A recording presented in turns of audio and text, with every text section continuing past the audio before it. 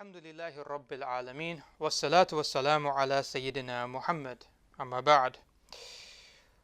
So we've explained two angles to the proof of the existence of the Creator, this temporal causation, this chain of events, and also we talked about what is the explanation as to why limited contingent things have the attributes that they have. And we just looked at one thing, and the only explanation, the foundational explanation for all things, is the fact that there is a necessary being, Allah subhanahu wa ta'ala, who exists.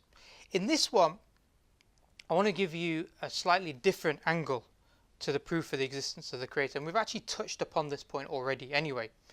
And it's called Munchausen's Trilemma. Why is it called Munchausen's Trilemma? Because there's a picture of a man on a horse who's stuck in quicksand and he's slowly sinking in the quicksand, and he decides and he thinks to himself, oh, you know what I'm going to do? I'm going to grab my hair and pull myself up.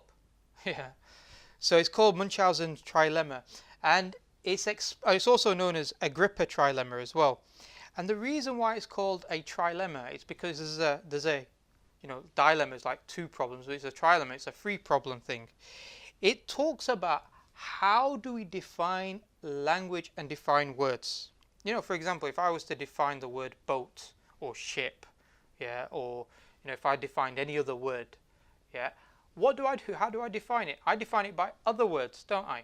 Yeah, so I would say, okay, ship is something that floats on water. Okay, what's floating on water mean? Oh, that means X, Y, Z. What does that mean? Well, that means something else. What does that mean? That means something else. So whenever we define words, we define it by other words, and those words also have to have definitions with other words. Yeah, and you can sort of see where the problem exists. And so some people have said there's three potential possibilities as to how we have a foundational definition of words. And really, words, by the way, are correlated to meaning. So if we're looking at how do we find the foundational definitions of words, we're talking about also the foundational definitions of meaning as well. How do we know the meanings that we hold? Yeah. Where does it come from? So one possibility that people said was this infinite regression of words and meanings. So we define one word by another word, that word by another word, that word by another word, ad infinitum. Like the dominoes example.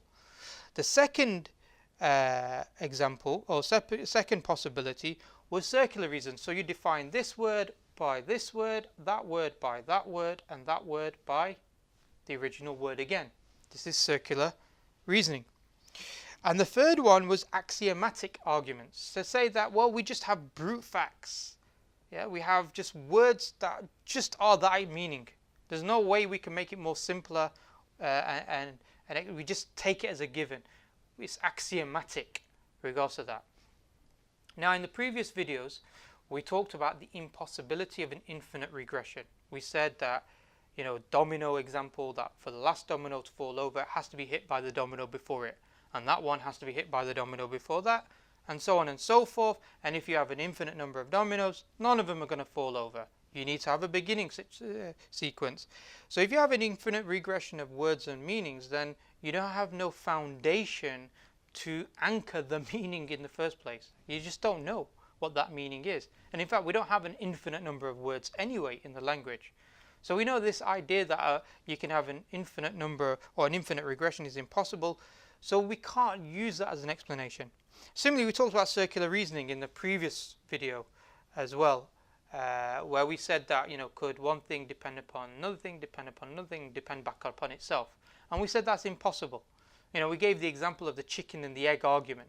The chicken causes the egg. What comes first, the chicken or the egg? Well, chicken causes the egg, and the egg then hatches to become a chicken, which then causes an egg, and so on. And there's a cycle.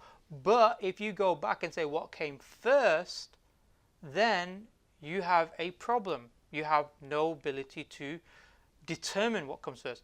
So when you talk about circular reasoning in the meanings of words, how we define a word and we go back to its original meaning, then nothing would have actually any meaning.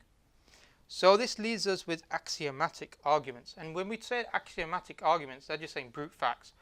But we need to understand it in a slightly different way.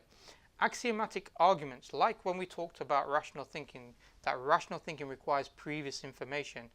These are the axioms, and that previous information is something that's either we're created with or we are, and also I should say, given to us by the society at large. So we know language comes not from our own innate creation, but rather it is innate creation plus what we are taught, yeah, regards to that, those words and language. So the original way to think, the original comprehension, the ability to comprehend, requires something to be an axiom. The question becomes, where does the axiom come from?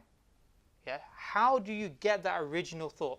Language is very key here, because language is not learnt, so it's not innate. It has to be learnt. And if you don't learn language by the age of 7, you don't have the ability to make grammatically constructed sentences.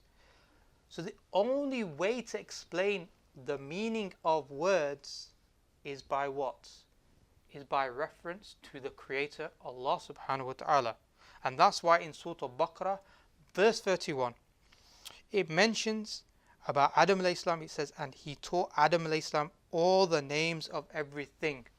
So this indicates to us that language is a proof. The fact that we have language is a sign to the existence of Allah subhanahu wa ta'ala. Thank you very much.